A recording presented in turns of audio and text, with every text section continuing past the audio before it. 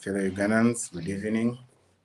It's been a while since we interacted, but I thank God all of us are still here. And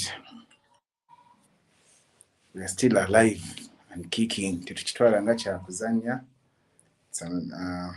Kyakitiibwa nnyo because as we speak right now, waliwo abava mu kuziika, waliwo abaziika. There are those who are down. Anyway, science okubalabako baganda bange. Jebale gye mutuusizaako engalo olwaleero, those who are in Uganda, those who are abroad, Europe, abamu mukyaliyo, abalala mwe munnyuse. Assalamu alaikum wa rahmatullahi wa barakatuhu. Koza Martin, science okulaba. Trisha, no volume. How come? Nze nga mpulira simanyi bannange, mumbuulire volume webanga eri bubi nnyo. Berina, nice to see you, sister. Science okulabako. I check my phone. Wow, the microphone is activated. Life is treating me in a fair way. Happy New Year, Mosh. It's been so long since I saw you guys. Let me try as much as possible to see that I fix the volume, the microphone issue. Let me see. I hope that is better. Can you hear me, guys? Okay. I hope you can hear me. Chakabi nyonyo, guys. Nice to see you guys. So much has been happening in NUP, in Uganda. Lukanga Pro Queen birthday yange mujesibyeko. Zebyo kunaaba bannange sikolagana nabyo birthday. Yo nenjikuba ewa yo neyitawo nga temutegedde. Today isn't my birthday. My birthday was 2 days ago. It was on 11th January. It's 2 days late. So you guys, message is nziraba nzebaza. I know if you had gotten to know in time, maybe even the messages have been nganyinji nyonyo. Nainze byo kunaaba ebyo. Akatengo kankwata sina gatoba. But anyway, all the same, I thank you guys for continually pushing the struggle. I thank you guys for not giving up, because we have a task ahead of us, something that is so important. And as we all know, several of our comrades are still in prison, others banji bachali mu makomera, bachali mu safe houses, banji betamanyi on a daily basis. As someone who gets a chance to be at the Secretariat, cases human rights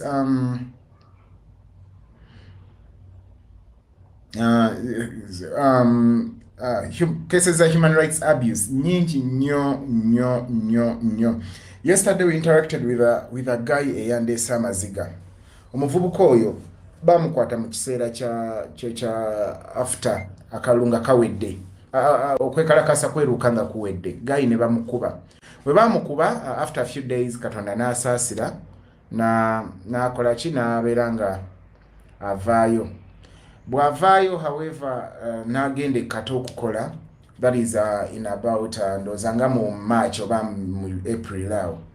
Naye abali kateyo olubuto ne lutandika okumuluma neno wansi mu busajja bwe ne watandika okumuluma. And when he went for scan, that's when he realized bamukuba kidney ye nekosebwa nefuna inflammation okumaliriza nga ekoseddwa, and it had to be removed. This is a guy who is so young. This is a guy about 26 years with a very promising future, very handsome. Mawulire nnaku ng'omutima gukuluma, and his life is over. Unfortunately, ne kidney ey'okubiri saako ne reproductive system ye munda yakosebwa. He needs about 40 million ogenda mu Aga Khan okumukolako surgery okulaba nga ensigo ey'okubiri tevaamu, at least basobole ogisavinga. Tatuula, tayimirira. Obusente bonna bwe yali akoze kata musajja watu bwe yakunwanya zonna sente zaggwawo, kubanga bwe yabali bamusiibula yatunyumiriza. He spent over bamuwa million nga 20 nga bamusiibula. Contract ye yasazibwa because he couldn't work anymore, and he has spent all that money ku bujjanjabi. And olumu omuntu oba owuliranga ayagala okupowa, but when you hear such cases of human rights abuse, of such cases eziri gross bwe zityo, chikuluma n'ogamba no, this is not the time to give up, because you never know, tomorrow it might be you. So guys, omugugu gwe tulina bannange munene nnyo. Era olumu mbeera ku social media, olumu ne bwembula ennyo abantu, people are lost, people don't know what the kind of task we signed up for. Omulimu gwe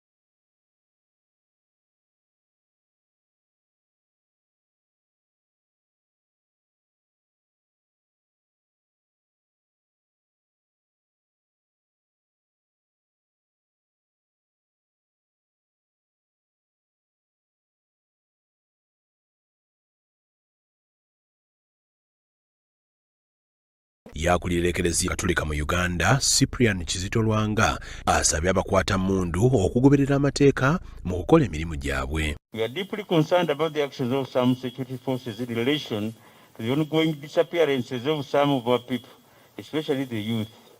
This is brewing anger, division, fear, and anxiety within the population. It totally contravenes the human rights frameworks to which we are signatory as a country. We are troubled that a disregard of these God-given rights and freedoms shall weaken our social fiber of harmony, social cohesion, and responsive leadership.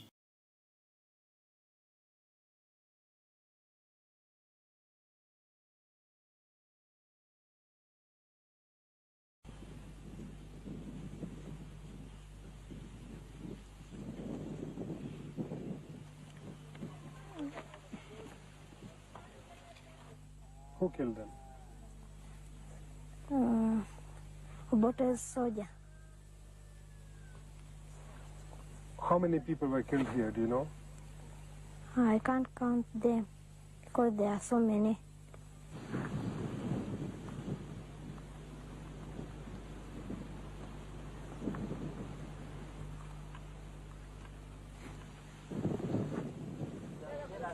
I joined because they killed my grandfather and my mother. How did you shoot the enemy? I killed him. I killed the enemy. Did you see the man you killed? Yes. How did you feel about that, killing him? I feel happy because I have killed enemy.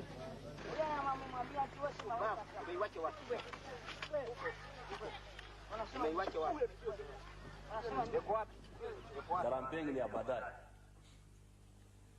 Kwa hiyo kwa mfano Karuma karibu siku 10 tuko karibu pale tunasonga pole pole. Comrades. Pole pole. Mpaka adui mwenyewe anachoka. Na comrades, I'm really sorry about that. Something interrupted my network, but I hope it has been sorted like fully. I'm really sorry about that interruption. Sinkola yange. But I'm still telling you the reason why, what really the responsibility first of all to be Ugandans, what the sifa beche, what is circumstances, the geography that put us here in Uganda.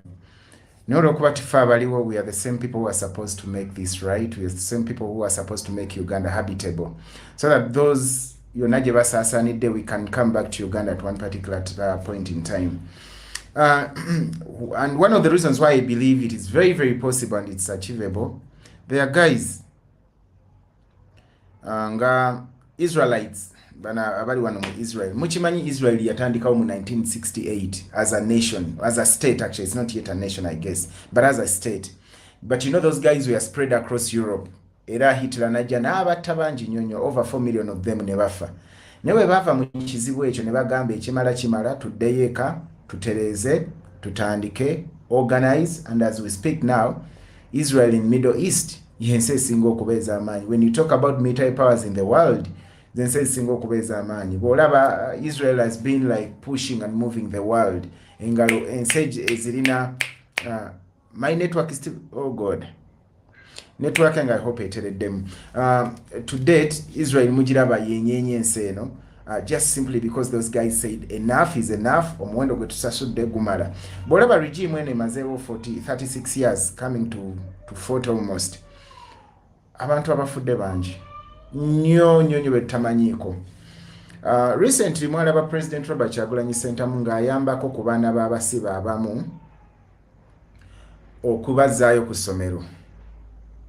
Abaana abo we abayambako tebaali bangi nnyo, they were about 40.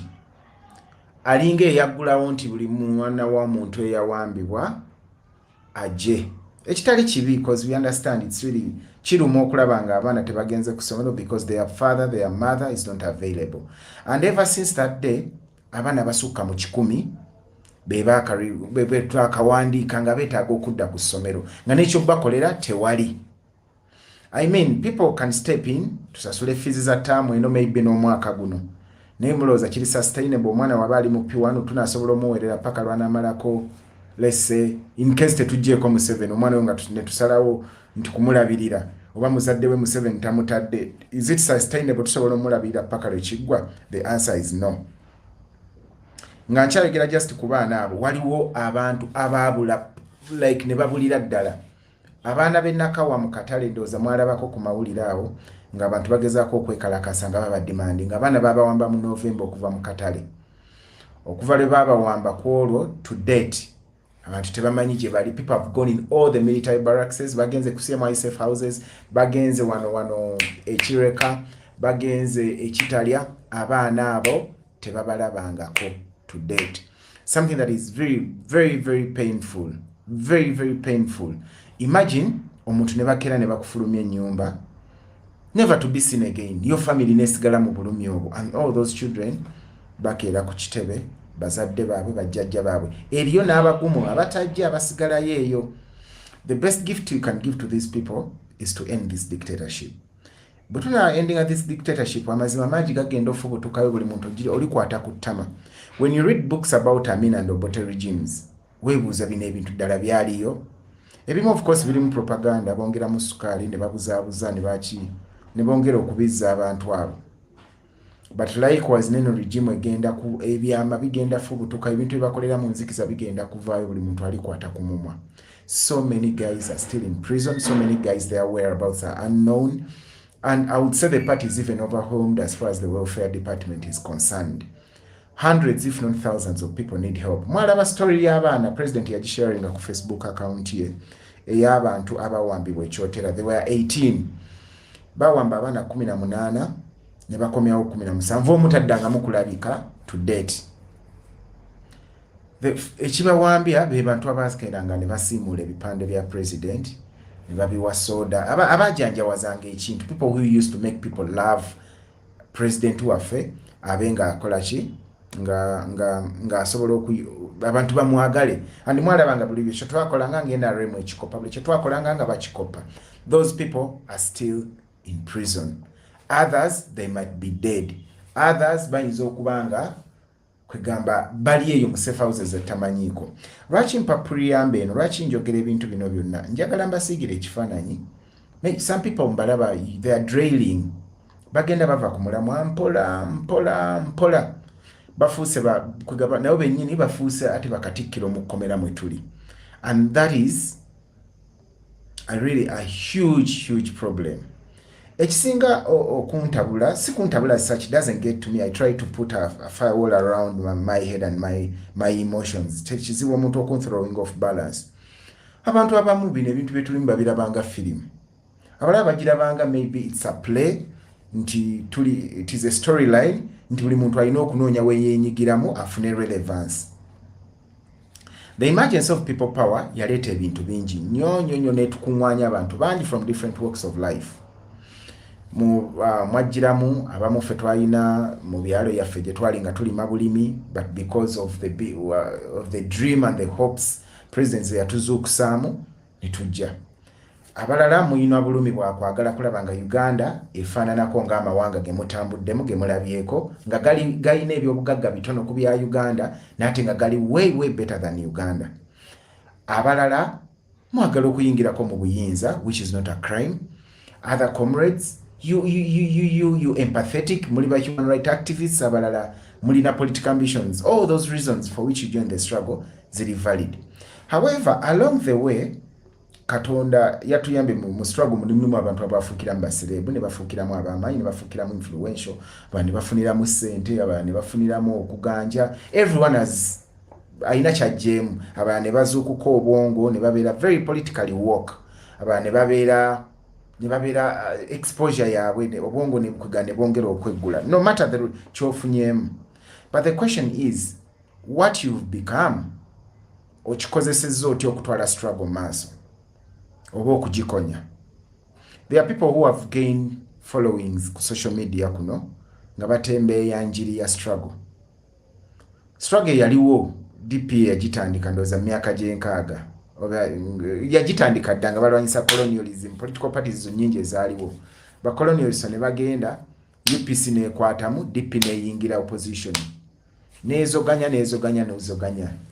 DP yali eri awo, NRM nejja nekuba UPC neeyingira, DP neesigalayo. DP nebaawo. Tuba tuli awo FDC neejoininga. Ne bupato obulala bungi awo ne bujja ne bujoininga. We twogerera alternative eriwo kati NUP. Era saawa zino omuntu atali mu government yenna okukola amawulire politically olina gakoleramu NUP. So my questions are these. Bw'obanga kyowafuuka mu struggle, if you became a celebrity mu quotes within the struggle, okikozesezza otya okwongerayo struggle?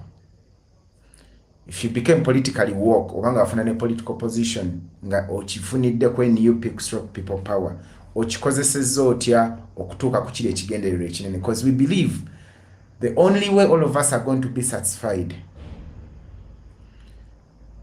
is if we achieve our ultimate goal of removing the dictator. If we remove the dictator nze atalina political office, ngenda kuba mugumu nti system ya Musevenism ekutuse, therefore nsobola okukola emirimu gyange ne giprogressinga bulungi, nenfuna ekikumi, nendabirira n'abantu bange. Period.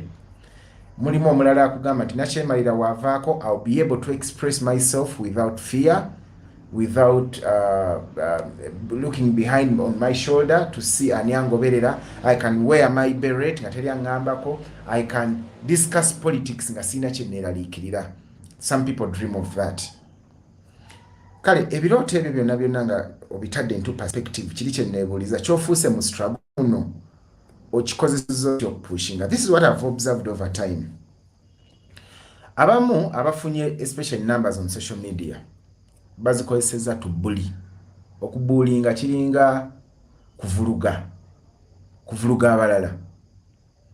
N'okitwala nti numbers ezo kozifunye, olina wootudde, olina wewenywereza. So abalala basically tebalina kye bakugamba. Si kibi to have those numbers. Obuzibu bujjira wano. Numbers ezo ozivuga ozitwalawa. Kutuuka kwa ultimate goal eri okujjako nakyemalira oba naawe kuzimba kakuniyo na bwakabaka bwo within the struggle. Nze buli lwendaba omuntu azanyira mu struggle n'agipersonalizing n'azifuulanga ekintu ekiki oba akitegeera ennyo oba akisalirawo nga ye individual, kinyiiza. Why? Funa omukisa ogutambula daily ku nsonga za struggle, and I see what people are going through, struggling okubeera sustained. Mbabuuliddeko ku people that are just nabalabye eggulu ne leero nnyina bendabye nga basatu. Kidneys tebalina, omulala testicles tazina. Omusajja yenna ng'oli musajja oli mulamu ssaawa zino bwe bakugyamu bolos, simanyi how you can feel. Simanyi naye omuntu omu aluguzeemu obulamu, omulala aluguzeemu bolos, omulala aluguzeemu kidney, omulala aluguzeemu omugongo, omulala aluguzeemu engalo, omulala aluguzeemu omukono, amagulu and all that. So before you become ekizibu within the struggle, think of those sacrifices. Think of those ultimate sacrifices we made. The Franks, the written up Kenyans. Think of those people. Buli lw'onajjukira ebintu ng'ebyo kijja kuyamba okusigala in check. Waliwo common verse in the Bible which says, never feel too wise in your own opinion. Nti bw'obaako ky'okkiririzaamu ng'olowooza kye kituufu, towulira nga ggwe asinga okuba omugezi mu ekyo ky'olowooza and how things are supposed to be. Because what does that cause? Otandika okukozesa tone nga eri self-imposing, nga weekakaatika ku balala, ng'era endowooza yo gikakaatika ku balala. Unfortunately, when the president awakened us, yatu awakeninga kubeera free, to have this free mind, a liberal mind, an objective mind, etalina kyekubiira. Mulimu abakifuna ekyo kye njogerako, okubeera n'obwongo obuggufu ng'ebintu osobola obbiraba objectively nga tolina kyekubiira. Ne mubaamu ababirabisa feelings, ng'era lenses ze bakozesa zirimu feelings njereere nga ze zivuga omuntu. It's not about reason, it's not about facts, it's not about statistics. Kweganga ye kiri ku kimu, nze that blind loyalty. One of the things President kyatayagalira ddala bye bintu ebyo by'okumusuusuuta. Era we muba tugeze mu meeting nga oba ayise nga bakansala abo ba BMP ne mutandika Kyagulanyi like okumusuusuuta, okumuwanika n'okusinga ku kibiina oba ku struggle. He doesn't like it because he believes at any particular time anything can happen to him. Asobola okubaawo ekibaawo. Does it mean it ends with him? Nedda. Kitegeeza ki? The idea ya struggle erina okubeera waggulu wa buli muntu. The idea of the struggle for freedom and democracy in Uganda erina okubeera nga eri supreme ku buli muntu. Nga all of us are subject to it. Nga all of us respect it. Nga all of us cherish it. Nga all of us kweganga tukitwale nga kyatika. The idea of the struggle. So, ekintu kya self-importance kigenda kutumenya. Wano mbadde ndaba comments wano accusing this one, this. Mbabuulidde nti everything happening within the struggle gwe tunuulira kintu kimu. What are the facts? Facts ze ziriwa kankugereze. Fact eri nti omuntu nga Frank Asenteza bamuttira e Busega, motoka military yamutomera. T-shirt eno gye nyambadde omwana ono bamuyita Medi ono bamutta nga twakava mu DR forms. Ne bamutta ne tumuziika ye Gomba, ne tumuziika bubi nnyo nnyo kubanga byali biseera bya kudduka. Tumuziika nga Katonda ansonyiwe, ne twamuziika nga mbwa. Twamusuula busuuzi na mu kinnya. Tuyiwayo ettaka. Medi ono gwe mulaba. He was young, teyaleka mwana, teyaleka mukyala, yaleka nnyina mu nnaku mu maziga. Tuyina ebbanja ery'okuddayo okumutereeza. Those are the facts. Fact ey'okubiri eriki, ey'okusatu eriki. Nakyemalira akyawamba abantu, akyatugumbula abantu, akyatta. It's a fact. Fact endala eriki. Tuyina ba political prisoners bangi nnyo abeetaaga okulabirira. Nnyo abeetaaga okulabirirako abantu baabwe, especially omuntu gwe bajjawo wabanga yali breadwinner. So those are facts that are teziriiko kubaganyako birowoozo ya facts. Kati ezo bw'omala ozimanya ze zirina okugayidinga ennwana gye tulwanamu ne debate n'engeri gye tudebatingamu. As National Unity Platform, ekibiina kigezaako to reinvent itself okujja mu politics w'ekiseera kinaaliwo, era mbadde mba mulaba obanga mugoberera institutions ennaku zino zikutte akati institutions. twali Makerere, twabadde Mubs ebyavuddeyo mwabirabye, twabadde Jinja Mubs, Mbarara University of Science Technology naye etandika, Kyambogo etandika, buli kyenjogerako ekyo kitegeeza ssente. Eno tuyina zi local councils waliyo muliro mwerere, constituencies zibeemu pya abamu bali bakola bunga bwe bakoze, abalala bali mu makomera. Eno dictator naye atuvuga kifule luli yadde akoogera okugyawo bail application within the constitution kasitobera ne capital offense kati yabadde ali awo ayagala kutukakatikako parliamentary democracy. All these things are quite many. Kati obwongo bwo bulina kuba na preoccupied na bintu ng'ebyo. However, okubeera preoccupied n'ebintu ng'ebyo tekituggyako buvunaanyizibwa ffe abali mu struggle n'ebyo byonna bye twafuukiramu okubeera nga tulagawo enjawulo. Enjawulo yeetali njagala okulabawo. Mu NRM tulina ebintu bye tuba accusinga. Abantu abo balyake, bali banguzi. Abantu abo tebalina mukwano. Abantu abo tebaagaliza. Abantu abo tebalina bulambulukufu. Abantu abo basosoze mu mawanga. Gwe yafuna eddoboozi mu struggle. Oyinza okuba okomentinga nnyo nga you can pour about 100 comments just on one post. Oyinza okuba oyogera n'otuulanga nze wano n'oyogera n'ofuna abantu mitwalo 200. Oyinza okuba you very good at creating these posts ng'otypinga post yo nga mpanvu bweti nga it gathers kweganga etuuka wala. Bw'oba wafuna amaanyi ago mu struggle muno Katonda nga yakuyamba eddoboozi yo ne libeera amplified.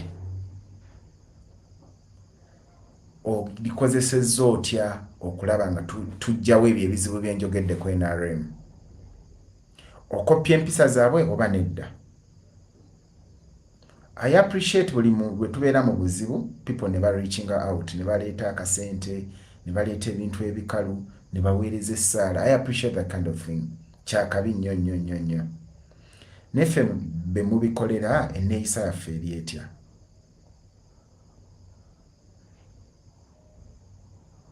Enneeyisa yaffe eri etya. For instance, I've had friends obeera awo nakugamba nkuweereza emitwalo egyo 10 gigabane ne ba foot soldiers banno. How do I use that money? Tebaba bampeereza nzikozesa ntya nga nze Moshi.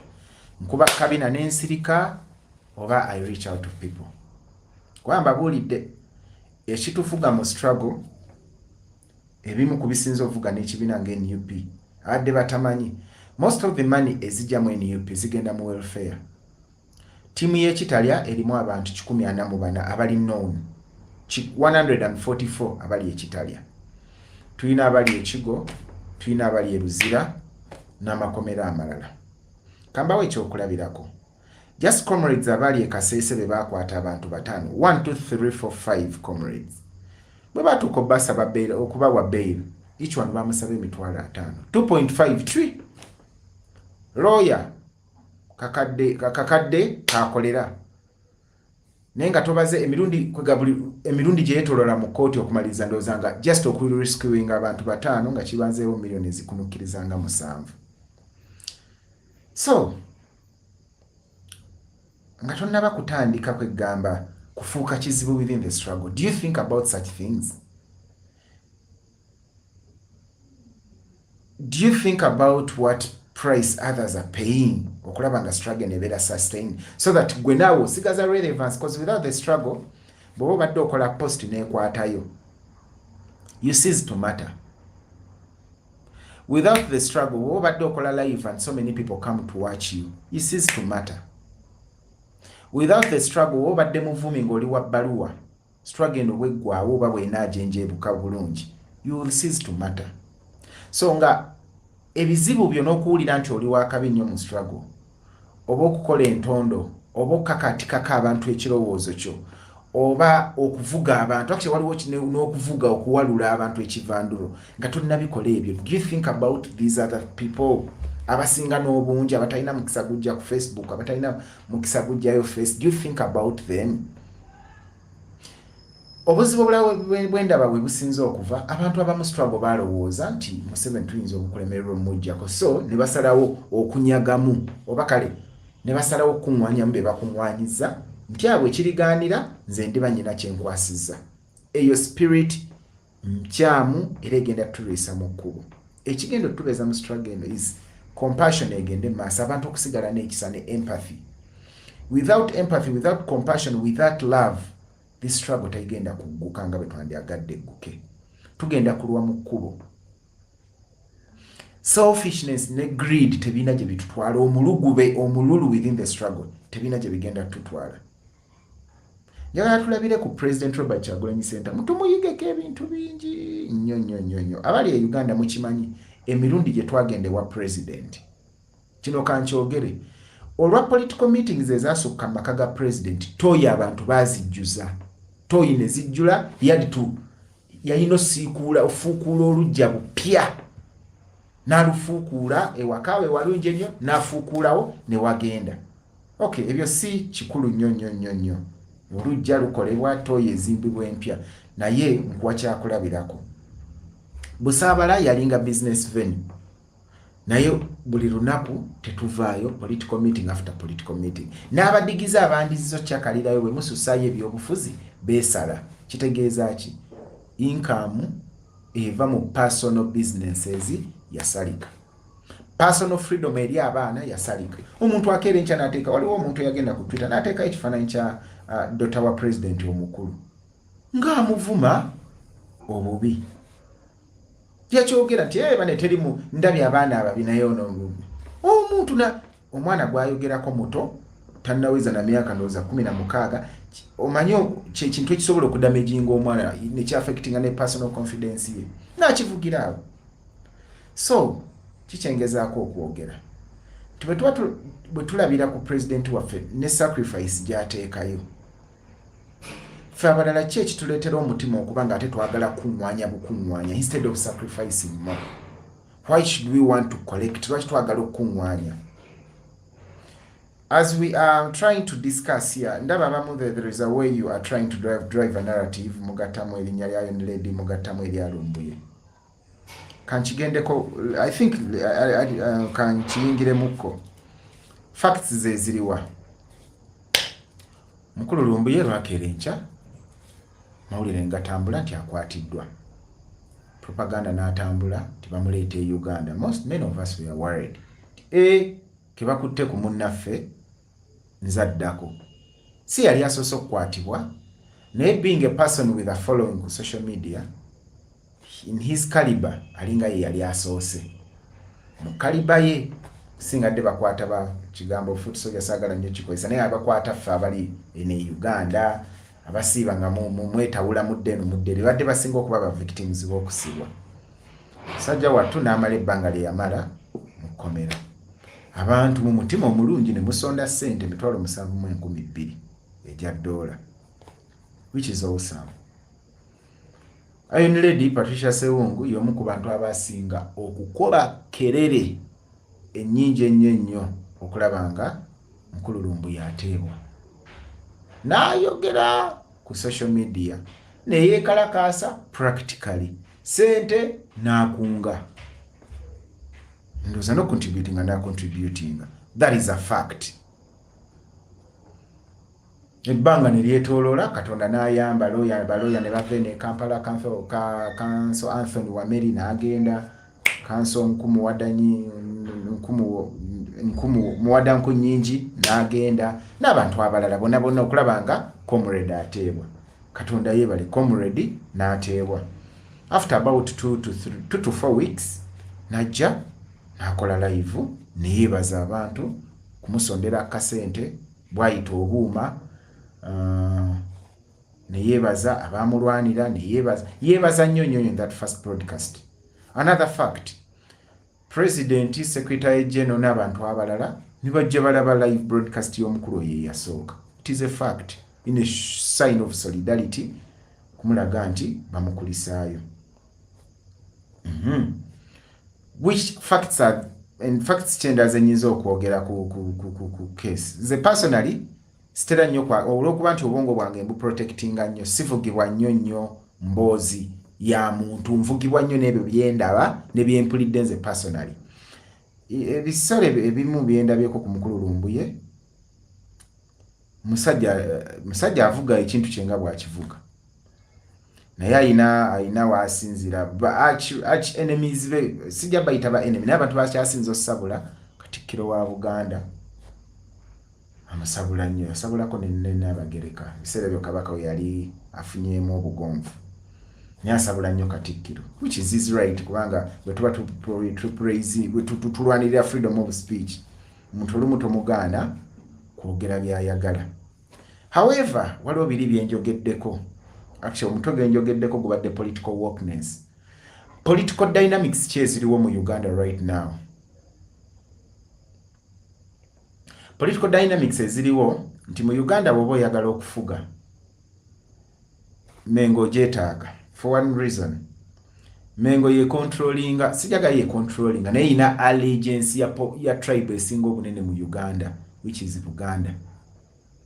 Kyagale kigane. Ekyokubiri, Buganda yerimu institutions of power, instruments of power ezisinga obungi. State House eri mu Buganda, Parliament eri mu Buganda, buli kimu ky'omanyi, barracks nyingi ziri mu Buganda, buli kimu ky'omanyi.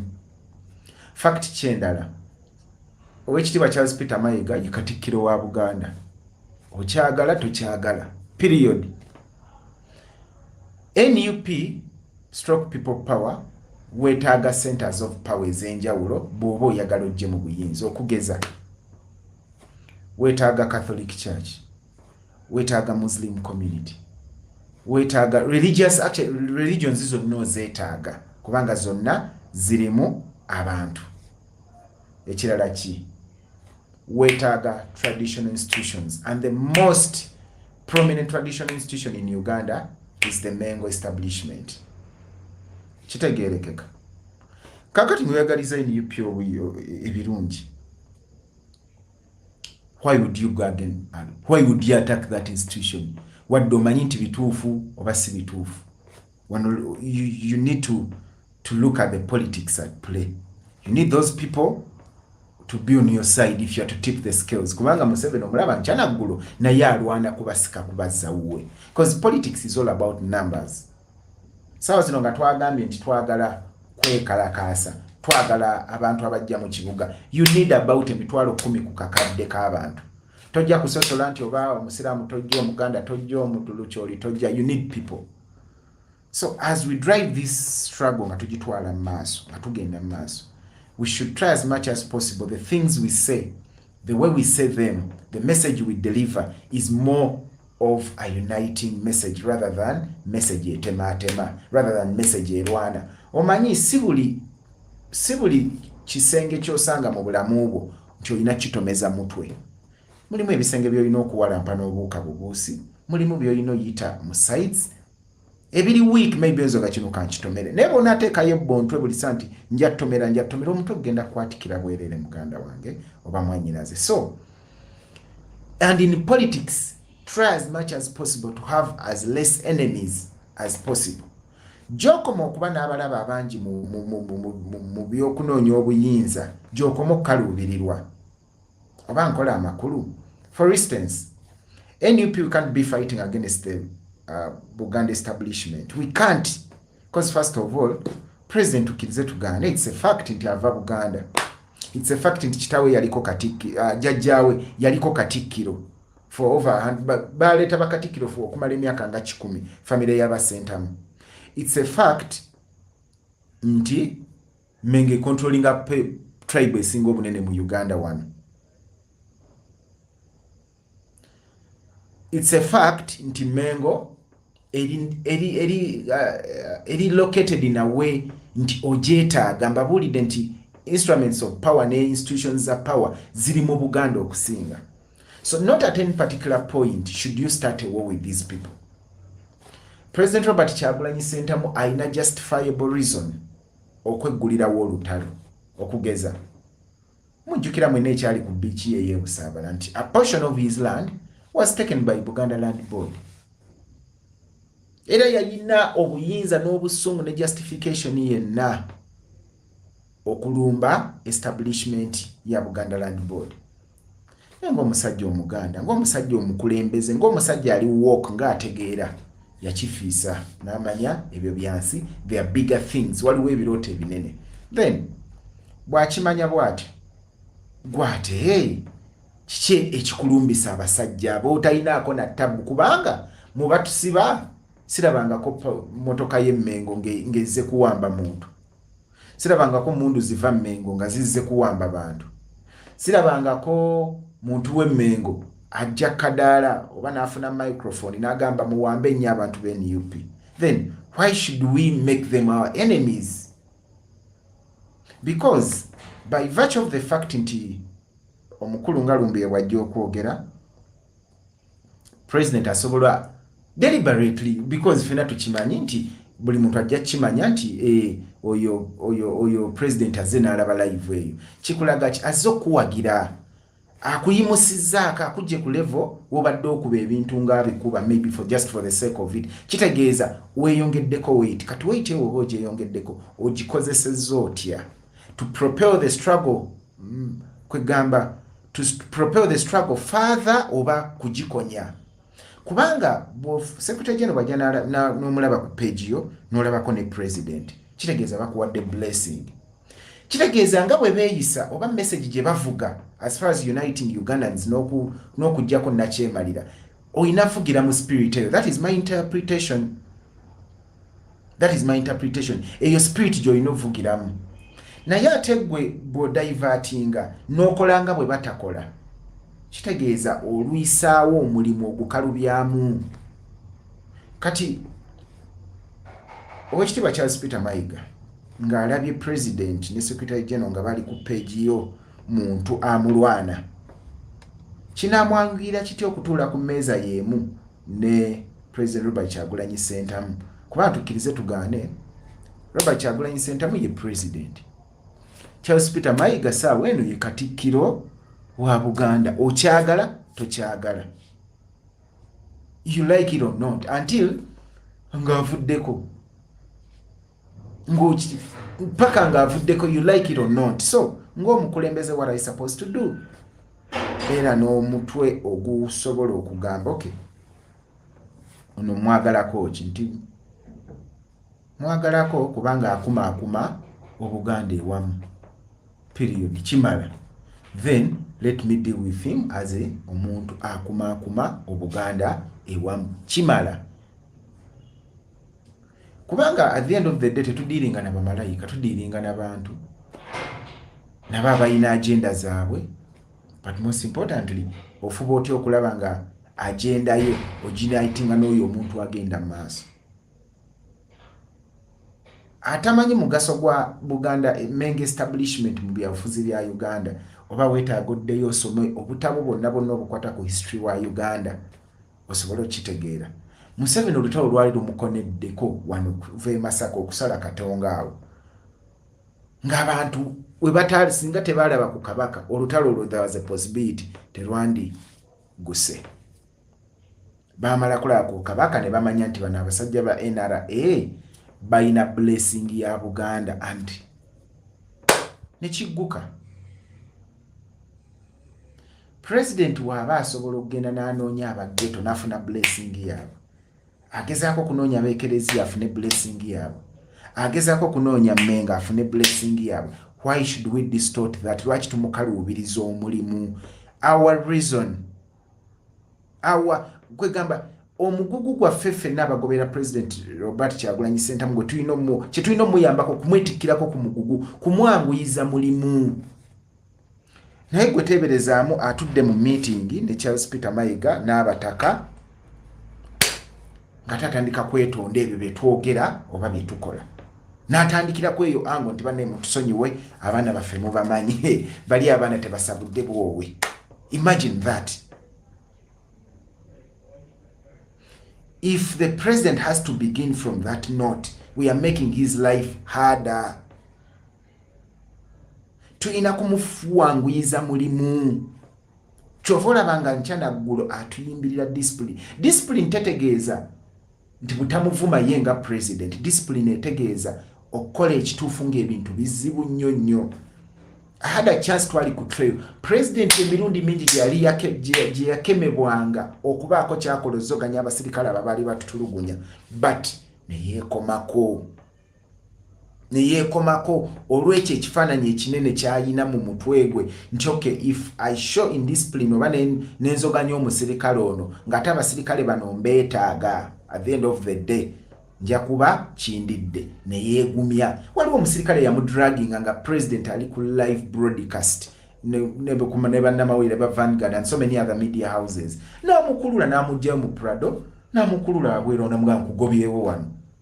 The president could react in any manner gy'asobola kubanga by then was abantu baalinga bangi nnyo abali active politically nti we singa yayagala kuteekawo mbeera ya digital. Ne lwaki akimira? Why does he swallow the insults? Why does he swallow buli kizibu ekyandibadde kimujja mu mbeera? Lwaki yasobola okukigumira ffe tasobola? Lwaki tumufuukira omugugu? Kambuuze, wabaawo munnabyabufuzi atakola mulimu gwasaanidde kukola nga wa NUP gwe nga tonnalumolooza ani asinga okuluma? Kyagulanyi Robert Sentamu. Lwaki ye yamatiza abantu nti buli ewali manvuuli tiikinga, era kyova olaba boogera kimu bibiri singa omubaka abatakoze singa kansala abatakoze Kyagulanyi watutomeza. I don't know if you understand what I'm trying to communicate. So therefore, comrades, tube bazuku politically, tumanye kye tugoba. This is time to make alliances. This is time to make kwegamba we need as many people on our side as much as possible to keeping a balance. We don't need to start wars as taina gye tuzongera.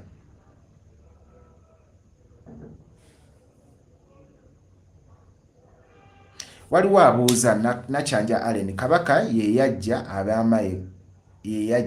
ab'amayiga. Ye kambuuze yayiga yali avuddeyo okwogera ku baana bawambibwa mwe gwe mwesibako. Kati kankubuuze, nakubuuza kimu nti Mayiga yabawamba? Nedda. Mayiga kikyalina ye Katikkiro wa Buganda. Kiriza Ghana. He's the Katikkiro of Buganda. Katikkiro wa Buganda yaba Kabaka w'ebweru. I don't know if you understand that. Oba akoze kyoyagala oba akoze kyotayagala, you don't need to make him an enemy. You don't. Period. Attacking him, okay. Kati tugeze ebbanga Mukululumbu ye gyasabulidde Katikkiro Mayiga. Ba political prisoners bameka abavuddeyo? Teri avuddeyo still. Therefore, what do you need to do? You need to extending omukono gye nti bannange twogedde ku basibe. Lwaki temutuyamba nammwe ne mutwogererako kubanga abaana abattibwa abawambibwa ba Buganda. That is the way to go in leadership. Ne buli lwe tusabula bagambuza mubalaba olaba basabula batyo nga tebannafuna instruments pakati bafune emmundu bafune obuyinza bafune ssente. Mujjala bye batukola bitusiza mabega. I've given you a scenario. Imagine President Robert Kyagulanyi atudde n'abasajja b'emmengo mu meeting nga kimwetagisa sooka kubeetondera ku ebyo ffe bye twogera ku bo. Olumu oba bituufu oba si bituufu. Most times tebiba bituufu. Kubanza obutuufu nze mbabulidde. Nze ekintu kyenkakasa nti kiba kituufu nga nkirabye n'amaaso gange, kiwulidde n'amatu gange, kwegamba nga I've experienced it. Sikkiriza ekyo kyenjize mu politics. Don't take anybody's word until you've seen with your own eyes. Awulikoga okay, gundi mutuufu, gundi mukyamu. Naye bino bye tulimu ebitakoma no period. So, I think I need to progress in this debate. Facts nze njagala tusinziireko. Mukululumbu ye, personally I was dismayed in a first address ye gye yakola. No more rhetoric. Kabaka abakwetoolodde babi. Simanyi kubanga sinze alonda abeetoolola Kabaka. Ate siwangaalira Mengo, siwangaalira mu Lubiri. Siri fortunate enough sinayo drone, sinayo camera kundaga bibeerayo. Bayiwe. Secondly, secretariat yonna giyiwe. Imagine. Secretariat yonna giyiwe kikyotegeeza president omuvaako azaako ba vice presidents bana. Muchala Lina Zedriga, Honorable Mathias Mpuga, Honorable John Nambeshe, ne mama wa Western Uganda Jolly Kamugisha. Kwaba agobani. Kubanga kirungi nze njagala when you sent secretariat giwe ba vice president baba agoba. Okay. bw'aba abagoba misango ki egibagobya, what have they done? Secondly, bw'ova kwaba abana ozzaako secretary general. The role of the secretary general yabanga bw'olaba prime minister ya running daily activities of the political party. Gwaba agoba musango ki ogumugobya. Bw'omuvaako waliwo deputy secretary general, who is that? Muchala Aisha Kabanda. Gwaba agoba yakoze musango ki. You understand? So you guys, we are trying to build a formidable political party and movement. Naye buli lunaku kusiga nsigo za butakkiririza mu bakulembeze. Kitegeeza ki? Tubadde ne vice president amazeewo mwaka gumu ebiri, gobaleeta omulala. Abadde aliwo ng'atambula, ayize, ategedde dynamics ez'enjawulo, omugobye, leeta mupya, kudda mabega. Oba oli awo tugeze spokesperson ye Joe Senyonyi, deputy we ye Alex Wise Mufumbira, ye bukulembeze ekyobulala. National Mobilizer Chairman Nyanzi, waliwo National Mobilization Secretary for the different regions. Beba bagoba. Yeah, because what I would expect, you state facts. Tolwokuba gundi mu kifaananyi kino kye mulaba, yabadde ne Museveni, yabadde ne gundi enensonga emugobye. You understand that kind of approach? That is the way we can build a formidable movement, a formidable political party, esobola okuzoganya NRM. Nebino ebintu bya wololo stage yabyo yaliwo wali before akalulu. Never nange eno time ya to reorganize, to strategize, kwenyweza. Ati nekyachengaga tuyige in the political world wobo badde ogoberera beat NRM. Museveni saazi alina embabazi. Mbabazi yali amu Museveni olukwe yamwesimbako mu byalaale. Era singa Museveni teyalwana nnyo, Mbabazi yali ajja mukuba ekibu. But as we speak right now bali wamu bakola. Goloza Mbabazi ambitions ze zafa. But lwaki olowooza Museveni amulina waawo? Because in politics there is a saying, keep your friends close, but your enemies closer. Nekirala, ye Kyagulanyi ye mmome nnyo kimwetwalira muntu ali ttake abadde mu kkomera okumugamba nti oyo gundi ne gundi ne gundi. Mmome bagobe. President wene naye tumuweemu katiibwa. Ye yabalonda because he has the prerogative by the constitution okulonda tiimu yeeyo. Yeye mmome nnyo atasobola kulaba nti ono takyankolera bulungi, takyaweereza bannayuganda omulamu aguvuddeko mugobe. That will take someone abadde mu detention okujja kimulaga. Oba president kati kambuuze, any Ugandan ngali within the state ng'ayagala government erikeegwe, ku bloga ne president w'ekibiina ani gwajja tuukizaako information amangu? Ani gwalaba? Ani wa makulu ku babiri okuwa obubaka obutuufu? These are just questions that need just normal common sense. Nti tekiina we kituyambira to openly criticize these leaders. Nze nyina bannabyabufuzi bangi sikkiriziganya nabo, but I'm slow even to comment or even to post or even to criticize. Lwaki? Owe NRM kyakola ate nange owe NUP nkole kyekimu? Kitegeerekeka.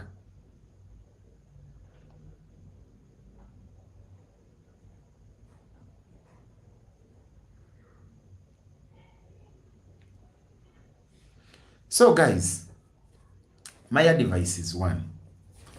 If we don't wake up and choose to learn daily mu kintu kino kyetwayingiramu ekya politics, tugenda kulwamu mu bino ebyokkaayana nenge ekitubonyabonya kiri kimu nti twakkiriza ne tuyingira mu byobukulembeze, mu byobufuzi. But we refused to initiate our minds into the process okuziyingiza mu byobufuzi because we are still operating on emotions, on hearsay and all that. Atenga tuyina omukisa nti information inga when you be like mweno era je tulimu, there is no toyina buyinza kubeera ignorant, tokkirizibwa kuba ignorant. Why? Because the spectrum ngazi eri wide, kyoyagala kyo feedingamu n'osengejja noga kino kiri ku mulamwa kyo tekiri ku mulamwa, n'obeera informed bulungi, thinking process yo neeterera, thought process yo neebeera nga nnungi, so that you come to conclusions nga individual n'ogamba okay, ogambye secretariat giyiwe, diaspora team giyiwe, kati ani abasigalawo oba tubeere kati tetunaba na kuyingira State House, tetunayingira buyinza ate tudde kati mu leadership wrangles within NUP kati tunaba twawukana tutya ne ZDP ne FDC ezizifuuse ezisaanyeewo. Let us trust the president. Let us trust the leaders that we have. Ekirungi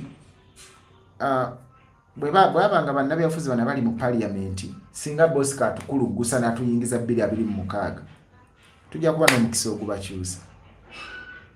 Ne constitution ya NUP mulimu omukisa gw'okudismissinga n'okwapointinga. The moment someone expires, Mukulu Kidandale yali National Mobilizing Secretary takyaliwo, he expired, yatema. Mwami bana yali akulira institutions yali yesimbyewo ne mwami Kazibwe Bashir ya time ya tu Ken Yupi n'agifuluma tsiu n'atema.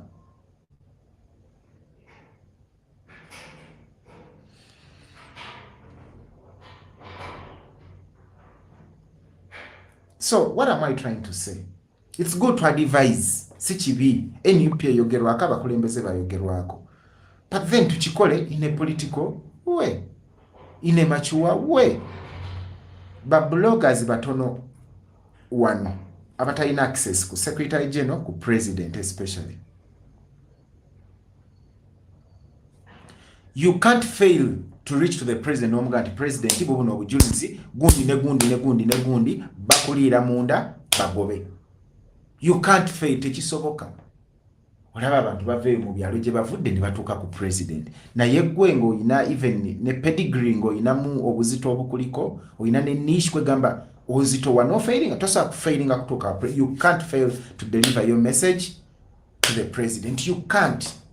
Ekyo sikikkiriza. So the moment you get evidence about any leader noga nti omuntu ono tumulaye ku State House oba ka clip ka audio oba ka video oba kifaananyi, send it to the President. Send it to the New York NUP website eri up and running. Pages z'abakulembeze zonna nyingi nnyo ziri verified. You can't fail to reach out. Tulina suggestion box ku ground wano ofuna omuntu wo kubanga insuubira kubanga bw'oba oli bweru nga information eva Uganda toyinza kulemererwa kukwata bubaka obwo buleta ku suggestion box ya NUP. You can't fail.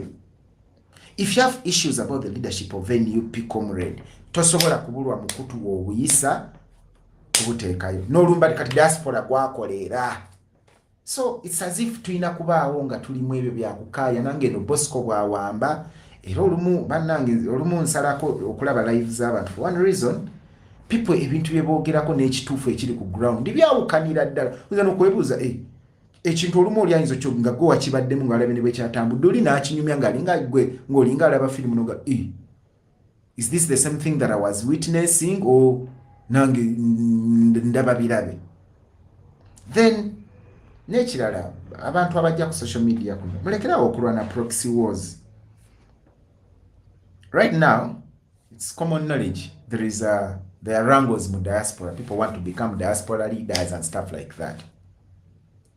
Kati ogenda n'owuliriza omuntu omu ka clip oba eddakiika nga 5 ogenda okuwulira ng'ekintu akivuga naye ng'alina omuntu gw'alwanira political wo nga kugamba asazeewo abeere emmundu y'omuntu. Kwata ku ttama bwoti n'ogaa naye kati bo abantu balowooza fe amatw agaffe n'amaaso agaffe bya bwereere tetulaba. Kugamba n'okita. So comrades, bino ebyokulwanira ebyokuteekawo unnecessary wrangles, ebyokuvuga abantu nga tubawabya, especially if we believe all of us are working towards the same goal, we should drop it because kitulwisa mu kkubo ate kyongera abantu kubonaabona. Abantu babonaabona. Imagine nga gwe kitaawo oba muganda wo oba nnyoko ng'omaze omwaka mulamba tomulabangako. Kati mwaka okuva November otuuka leero mulimu n'abakwatibwa before November nga tomulabangako tomanyi na gyali. Naye ng'ate abantu abalwana abantu abo baveeyo. Kati ogeza tulina Kanso Katana. He's one of the most persecuted people mu struggle muno. He's a leader, ye national treasurer waffe, but he's a lawyer. Abasajja bamuddako olw'okuba is coming from the west ne bakolokotoyo. Naye omusajja law firm ndowooza n'okugwa enatera okugwa ali mu misango gya NUP. Naye imagine omuntu ng'oyo ogenda okuteekako live ng'oli amuli bubi nnyo nga amuoza bwati tasasulwa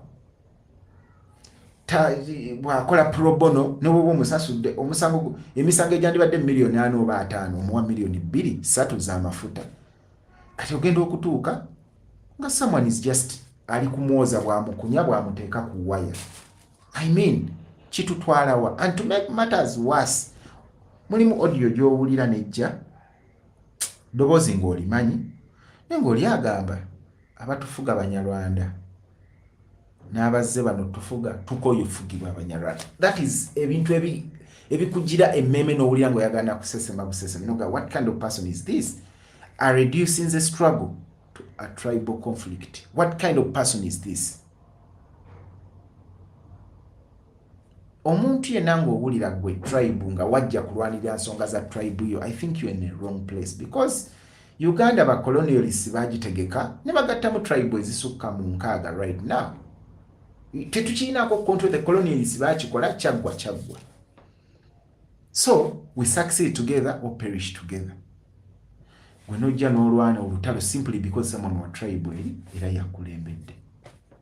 I mean, NUP ebadde nungi nnyo nti mulimu vacuums nyingi, nti mulimu gaps nyingi, omuntu yenna olina omukisa ogusobola okuvaayo n'obaako kyekola. Tewetaaga title mu NUP to be someone ali abantu gwe bawuliriza. Tewetaaga kuba na title. You just need to work. You just need to organize people. You just need to be a person of substance. Period. You'll be recognized. Period. As long as kyoyogera kiri substantial.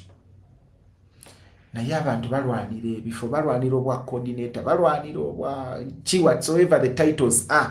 Bannange kiki tetunnatuuka na kutuuka gye tulaga naye engumi zaatandika. Why?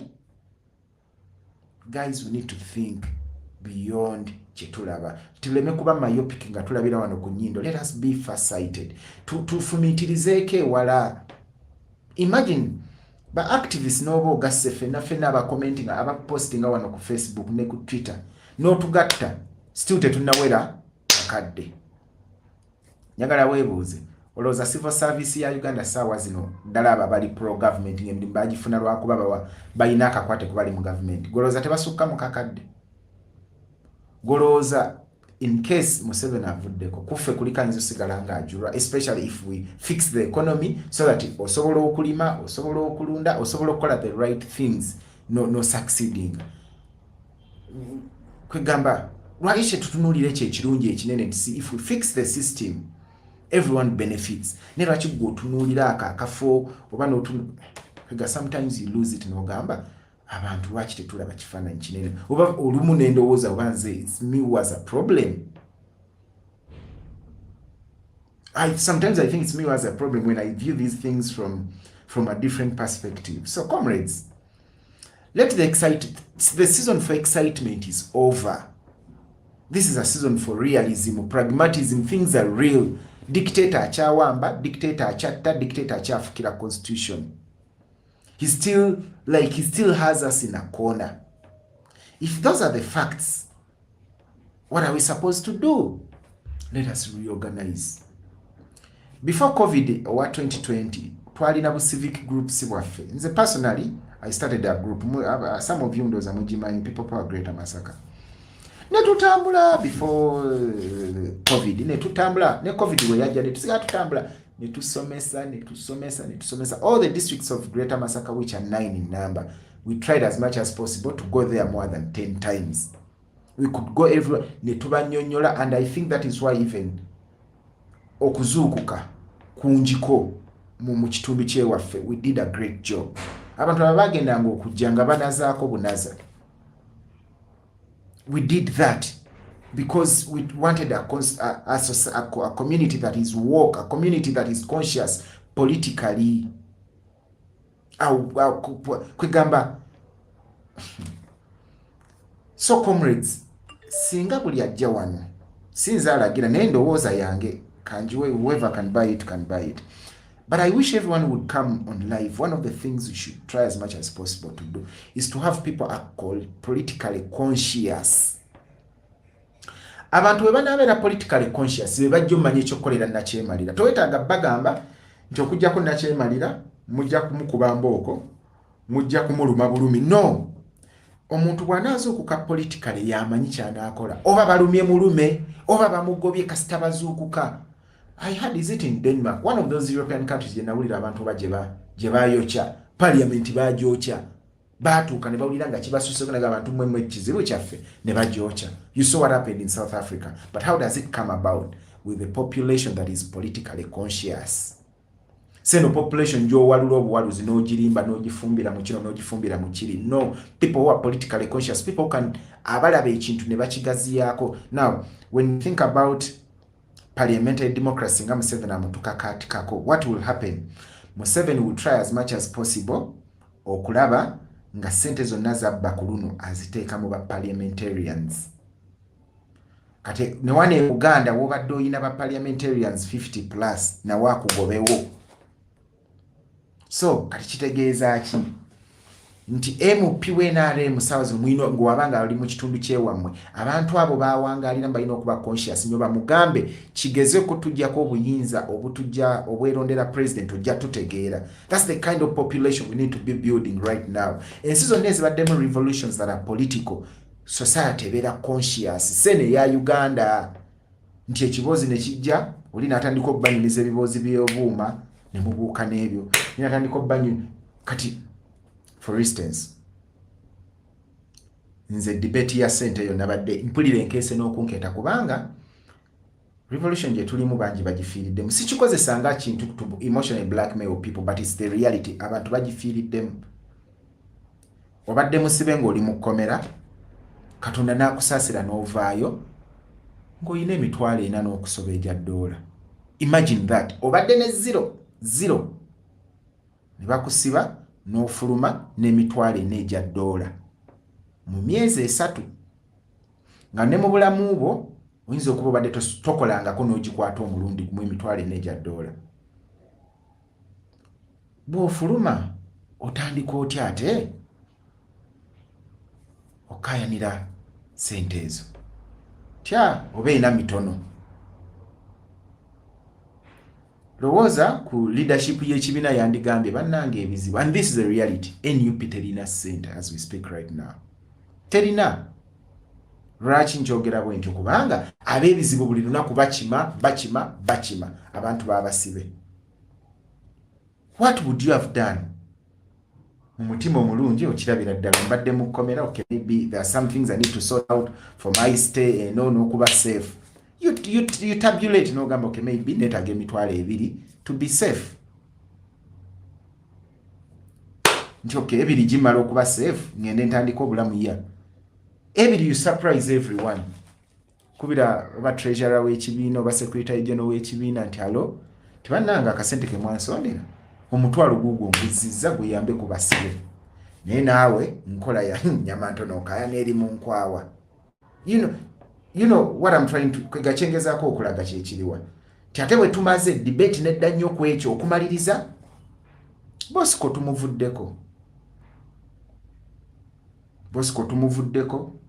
debate kuvuma, yet these things are very very very easy to address. Very very very easy to address. Very easy. Lwaki President alina ebintu byadde yatuyigiriza ddala abafuna omukisa okuwangaala naye. Yali yatusigamu ensigo y'okutya ekkomera n'agitujjamu, not to fear prisons anymore. President n'atuyamba n'atujjamu okutya kw'okufa. Of course death is a scary thing, everyone abulamu abwagala. Naye ne tulaba nti olumu ne bw'oba toli mu struggle okufa kukusangayo. Munnaffe gwe tusembeyo okuziika Rasta Twaha yali avuga bizugu y'ebbiki. Ne bagula oluggi ne balugwamu n'afa. Rasta Twaha nga talina mu struggle. President n'atuyamba n'akulaga nti okufa anytime kujja. Ekirala n'atulaga nti tebakugulanga busuke ga sente tezikumalangamu. Abamu tuyina omukisa nti olabyeko ku bantu nga sente zibamalamu ne bamaliriza bubi. Ashibaga Kato bamusuubiza million bameka bamuwako kanjogere kube abantu bebunyola abasala mujjukira timu yali mwakuguzibwa Livingstone bali bangi nnyo ni structure ina nesala neddamu NRM abantu abo babasuubiza million 10 naye ko olwo lwe basala babagwako emitwalo 5 mu cash ne basalirawo lwe basala okulonda olwaggwa bwekuti naguno gujjwa million 9.9 n'ekitundu bakyazibanja to date nomanya nti sente tekumalangamu nti ye nti kati nywera kyekyenina okukumalamu kulabanga buli muntu ali bulungi kale buli muntu ekisobola kuba bulungi naye nga waliwo embeera esobozesa buli muntu okubeera obulungi period. That is what we are yearning for. So kimanyi njogedde nnyo mbitaddemu oba feeling oba mbi personalizing, but I think I want to make these things as simple as possible and also as logical as possible. So at the end of the day, nga tutambulanga NUP, let us try as much as possible to avoid these vices jemizembi. Greed yenambe omululu for power and positions, omululu for money, omululu for recognition, omululu kwegamba tetulaga kululunkana kususse kubanga tewali kyetulunkanira yet. It's not yet uhuru. Omuze omulago tulina okwewala gwe muze gw'okusosola sectarianism, tribalism, nepotism, bigendera wamu ebyo, classifying people kusinzira ku family zaabwe, dini zaabwe, ebyo tulina obyewala tubeere n'obwongo obuli objective and open and liberal, because that's what we stand for actually. Byebimu ebitulwanya is to be as liberal as possible. Omuze omulago tulina okwewala to indoctrinate people, okuba indoctrinatinga mu mbeera enkyamu tubavuge nga tubajja ku mulamwa. Bw'okwata ettooke eryo n'ogamba struggle njikooye, genda wekka naye togenda na muyeye gwonna bambi oguyiwe biyo mu kinnya. Let the price you pay ebeere yiyo yekka, naye ate tosasula na muwendo. Don't be punished for those numbers that you misled innocently. Genda wekka teryajja kwa and struggle actually nze nakyogera nti Mukama nyamba bwe mpuliranga nga conviction yange ekendedde eri struggle nga I feel we no longer stand for the purpose we started, nyamba ngende mpola mu kamwegunyu abasigala nga batambule nzire waffe nnime period. I don't need to break this. I don't need kutandika kulwana kutugabalala, no period. I just want to go in peace. Nzirike, I concentrate on my garden period. What we should try as much as possible is to have hate. Opposite here, hate, love. NUP tulibunga bwe tuli because there is love, genuine love etali concocted. Mwalabye nga bayira secretary general amazza abantu bangi ne batabuka oli secretary general mulamba naye paka ngo relating nze nga kale olabye ku relationship y'abantu bano n'abaana be bawangaala nabo. That's when you appreciate where it is coming from. Abamu bakirabanga kamanyiro, some people see it as familiarity, bakirabanga okulakinga formality, seriousness and that kind of thing, but it has a history. There is a connection that has been built over time. There is a relationship, there is rapport that has been built over time. Nti omwana tayira secretary general mazaago ng'omuntu gwayisaamu amaaso naye mukwano gwe gwategeera, because the secretary general has taken time and invested time in these people. N'abategeera their pain. He's as empathetic. He's as empathetic as possible. Eri abaana bano ne bamutegeera. Abakulembeze abasinga ekiba alienating from their population, buli batandika okulinnya amadaala ne bambuka ne bagenda. Population etuuka nga tekutegeera. Njagala mulabe ekintu kya Bashir Kazibwe Mbaziira. Musajja yabagamba mbayirawo omubiri. Abantu ne bamwagala mu Katanga n'alwanira ettaka lyabwe, bamaama b'obutale byebyamuwanguza. Kadi ezaziriko enkalu okusingira kadi Honorable Muhammad Segirinya, kadi ya Honorable Kazibwe Bashir. Nga lwaki abazaliko nnyo enkalu nti abantu abo nga tebanajja mu buyinza mu bukulembeze beteeka mu bigere byabo bye bakiikirira ne babeera part and parcel of them ng'abantu babategeera nnyo kyobola baagikazi bw'embaziira olwabuze bw'ati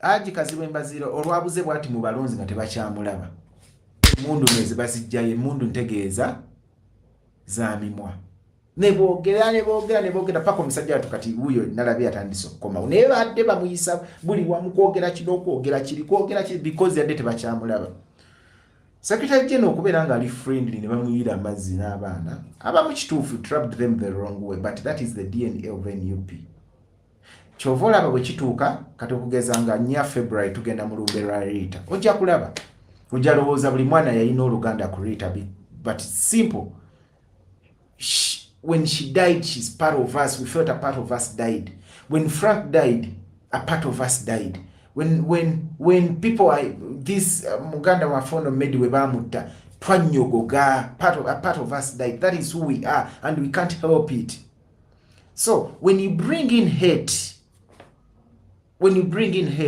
based on any trivial reason like a tribe like religion like tubate tukutegeerera ddala kyoba oyingirira kyenjagala mumanye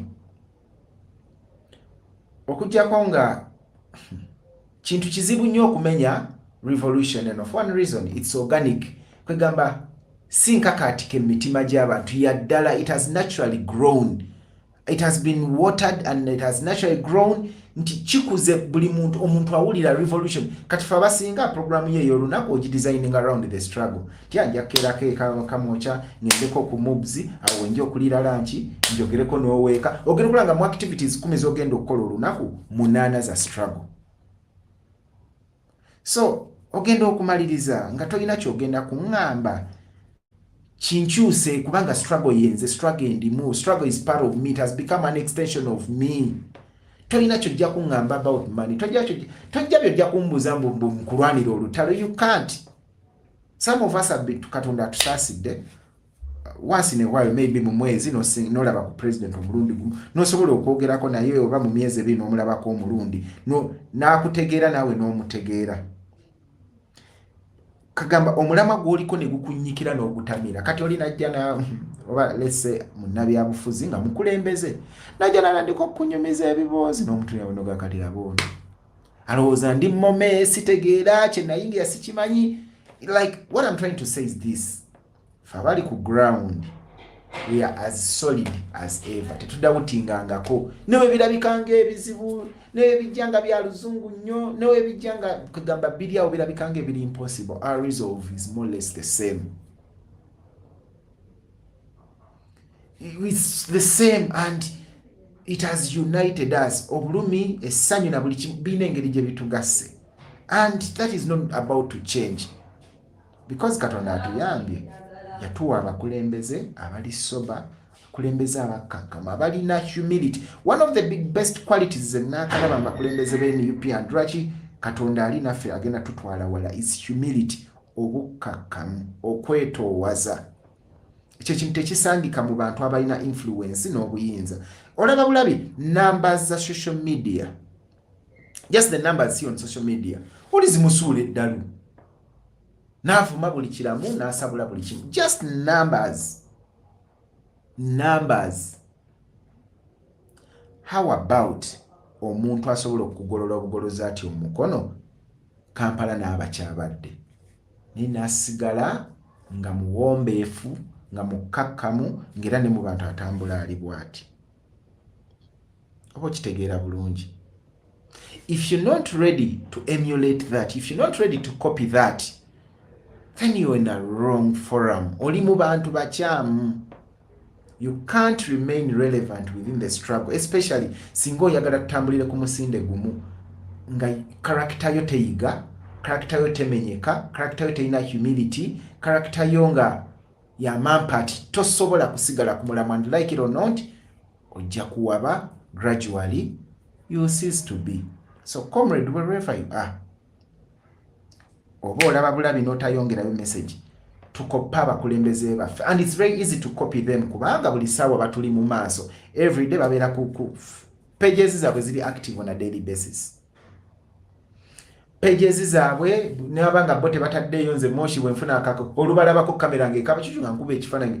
Learn to interpret the photos, learn to interpret the videos, learn to interpret the posts they make. And in NUP you have no room for ignorance. Lwaki? Nti bw'oba oyagala okumanya NUP weetambula, sookera ku website oba Facebook page yaffe eri official ne Twitter handle eri official.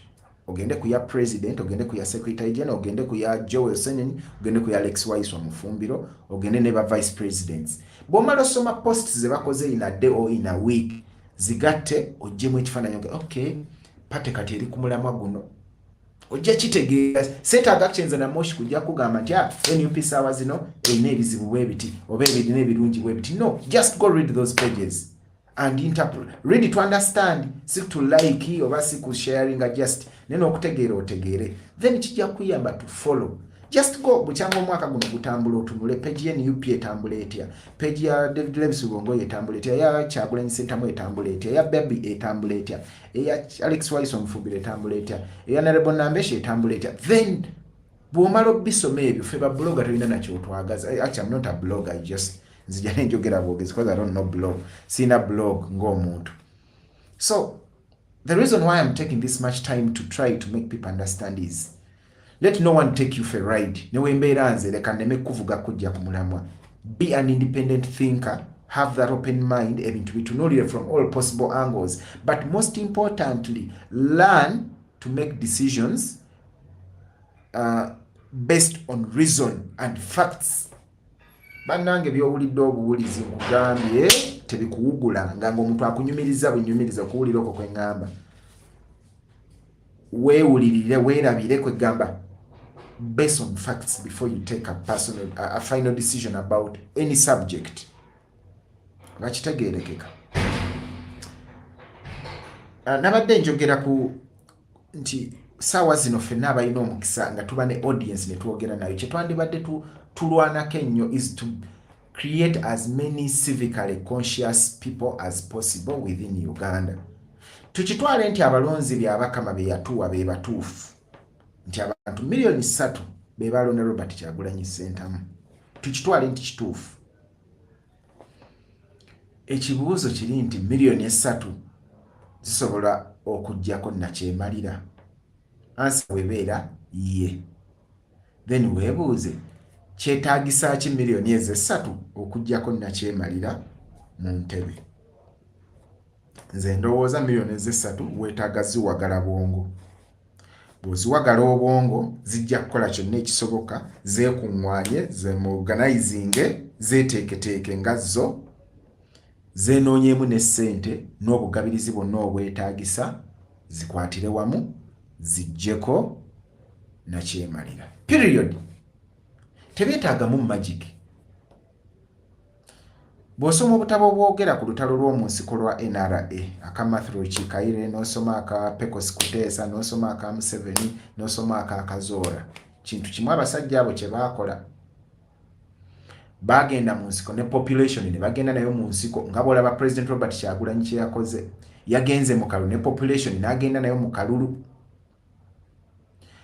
Ffe wadde tukikoze mu mazima na bwesimbu, bo bakyabatwalira n'okutta abaana b'abantu, abantu banyiige bawa abayeekera abaana bajjeko gavumenti y'obote.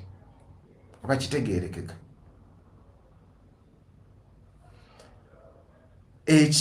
Kwegamba, that's what they did. Katataye batuuka mu nsiko, olutalo after 2 years ne lukona. Ate balaba gye lulaga. Naye nga balina ekintu kimu, conviction of purpose. Emmeme yaabwe nga yali convicted. Batuuka ne bamanya nti woddira ku kyalo bitabuse. Alinamu abali mu struggle nga muli mu Uganda, woobiviiramu mafuta gongera ku linnya liteeko nekkiriza 15,000. Fizi zongedde ku linnya, woobiviiramu. Gwali mu diaspora woobiviiramu, essimu ezikusaba ssente n'ewaka tezigenda kuyimirira. Senga ennyumba yamugwiridde, etoyi yaguddemu, omusoto ono gwamulumye, ono yamize ekkufulu n'ekisumuluzo, ono ekijiiko kimuku ezo essimu tezigenda kuyimirira. Kitegeeza ki? Twasimbula ne tutandika ku mulimu. Katonda n'abeera wa kisa n'atuyamba, we got the numbers, population neyingira vibe. Kati ffe abamanyi gye tugitwala. Ndi mukulembeze, oli mukulembeze, buli alina eddoboozi oli mukulembeze. Organize people around you. Organize them around you, educate them, empower them mentally.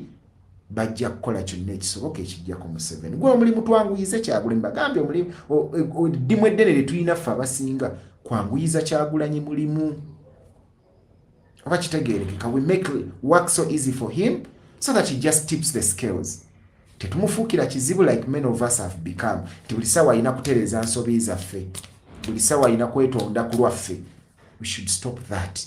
Let us make work so easy for him, for gwaffe. Let us organize people around ourselves. Tukivuge. Tunaba tuli awo, population ng'omukisa guzze. Abantu bagamba nti manduse. Bannange Katonda ono gwe tusinza mulamu. Katonda tebamukongoola. Mungu oyo gwe mulaba asirika n'atunula n'asirika bw'ati. Tebamukongoola. At one particular point Z. Ajja kukola bukozi. But will the population be ready? Kibuuzo ekyo. Will the population be ready? Our responsibility as responsible Ugandans, as responsible people in the struggle, abali conscious enough, let us organize the population to be ready, that just in case anything, you know, God is going to perform. Nze simanya, I'm convinced beyond reasonable doubt ekintu kigenda kubaawo and the population is going to rise. Tipping point, tell you what. But the question is, one, are people organized to do what they need to do so that they free themselves of the dictatorship? Are they organized in, like in Zimbabwe, like in Egypt they were, like in Sudan, like in Myanmar, like in all those many places tyrants gave a good day? Are people organized? If the question is, if the answer is yes, well and good. If the answer is no, who do you want them to who do you want to organize them for you? Ojagamba NUP ng'ekibiina naye mukimanyi bulungi. NUP olusimbula nti egenze kunga abantu nakubateekateeka tear gas na buli kimu nga bivuga. Ekitegeeza nti nze naawe abatalina taito ababeera mu kyalo eyo, we are the people to organize our people. Kubanga n'ekirala ffe abamanyi abantu baffe, you know who can do what. Omanyi ono kyasobola, omanyi ono kyatasobola, omanyi ono waakoma, omanyi oli waatuuka. That kind of thing. Just normal logic. Talk to your people, organize them. Make politics part of their daily life, because their daily life is influenced by politics. Ekiguzisa omuntu delident oba kati wa 15 oba 12 n'alekawo Colgate ow'15, politics. Amanyi n'ogasanyisa delident instead of maybe Colgate. Ekikunaabisa sabbuuni ayoza ng'alinga tosobola kugula Protex oba Dettol, politics. Ekikulinyisa border instead of driving oba instead of Uber oba any other means, politics. We should try as much as possible to make them understand. Abantu banakitegeera nkubuulira be bajja okusalawo ba dictator tumulyanga nseenene oba bamulyanga Rolex oba bamuvugira ku kigaali, be bajja okusalawo. Play your role. Bino ebyokudambu tiimu gundi tebiina gye bitu. Singa zaali tiimu, mumanyi tiimu eziri ku people power. Tiimu Nubian, tiimu Babi, tiimu Bobby, tiimu Lewis, tiimu Kazibwe Byawe, tiimu Joel Senyonyi. Naye dictator yali agenze po wali amoga. The only time we gave the dictator a bloody nose is when local teams were moving mu byalo eyo. Nga social media lunaku olengera eno tiimu yabadde Kiboga, eno yabadde Arua, eno yabadde Kabonge, eno yabadde ebyo ebintu byatuuka ne kibasukkako nga tebamanyi na kyatukolera. We were structureless, we are everywhere. That is what we are supposed to be doing. Naye si bino bine ebyokuddawo omuntu obavuga ekivandulo. Bannange emitwe gyammwe mugiwe ku kitiibwa, tebabavuga kivandulo. Nze kanadere kyenjagala nga mmaliriza, ekintu kyenjagala mubuuke mu kyekino. Lw'oli challenginga ng'omuntu on facts, n'akuvuma buvumi oba n'akuvoola buvoozi siibula oba tolina kijja mugamba. I'm telling you the truth. N'omubuuzi tugeze muli mwami na mukyala. Omukyala ng'asiiba waka, omwami agenda n'akola nadda olw'eggulo ku ssaawa 12 nga ye rutiini ye everyday ssaawa 12 aba akomyewo. Naye ne luba lumu nadda ku ssaawa 4 ez'ekiro. Omukyala n'amubuuza, mwami ovaawa? N'atandikirawo, mbwa ggwe wajjawo obuyinza obumbuuza? N'akuvuma buvumi instead of okugamba tya navuddemu ku 12 nagenze wano na wano na wano. Manya oyo omwami talina kyakugamba. Kasita atandika kubwatusi kuinsultinga kuvuma. Manya ava mu gozirinyi, ava mu whatsoever the case might be. Kyavaako tekiba kituufu. So if someone challenges you with facts, muddemu na facts. Olumu ne wabanga takuchallenginze na facts actually. Take a higher ground, muddemu mu ngeri omwewuunyise. Waliwo omuvubuka avuma nnyo president, avuma nnyo secretary general, bamuyita Opondo Demgasta. Abavuma ku makya ng'anywa caayi. Bw'ava ayisibutuka okumaze caayi n'abaddamu. Nga tannanywa na mazzi oba kufuna kalanki n'abooza omulundi omulala. Aba ali awo n'abasulika lunaku ku lunaku. N'agenda ku peegi z'abakimbu. Zonna peegi zemmanye ziri anti-struggle. N'agenda eyo, n'alwanira eyo, n'alwana. Recently, simanyi oba kituufu oba si kituufu, maama we ng'amubika, ng'Opondo abika nnyina nti akoze eki? Afudde. President twadde tulina gye tuveeyo tukebera ku social media nga yawanise Opondo nga president amusaasira ofiirwa nnyina. Nengamba yee president omusajja abadde akukalakata, omusajja abadde akuvuma, ate gw'owanise. Nabadde ndi awo nga luno omuwala ndoza ifa atuma kusirika nga awandika ku post ya president, hey this guy akuvuma teyeetaaga na kusaasira. President nga how people treat you it's up to them, but how you treat them it's up to you. Kitegeeza ki? Sometimes you don't need to return fire with fire. Toyetaaga kuba musiru okujjanjaba obusiru bw'omulala. No, always make sure obeera ku mazima, you remain right, because once you are right, amazima tegakuba koona, amazima ne bw'oli galinga mpiso ne bw'ogisuulako engoye ng'eyimiridde bw'eti esigala engoye ze ziyitamu. Ge mazima, amazima tegeekweka. And the truth shall always set you free, and you will always feel njogeredde. I rarely speak for this much. Naye leero mbadde ndudde. Birthday yange yaliwo 2 days ago. Ebirabo mbikkiriza officially mubiwereze. Birthday nagikweka nga saagala kunnaaza. Bannange sina mutima gw'amazzi. I'm hydrophobic. So hydrophobia yankwesa birthday kubanga ngetteeka nabadde wakunaaba. Naye kansabe katu president nanyamba amazzi n'agawera tekyali kunaaza bantu. Nze asoose okufuna mu amnesty y'amazzi eyo, nze asoose okubenefitinga. So, but I thank you guys. Thank you so much for the comments and everything. I've been trying I've been trying as much as possible to read your comments, ku speed so that I can really understand you guys where you're coming from. But and most importantly, let us not take God out of this. Obokkiriza mu Katonda bato mukkiririza mu kikole ku struggle. Pray for the struggle. Continually you pray. Prayer works. Dua zikola, esala zikola. Katonda toyinza musabira bwerere.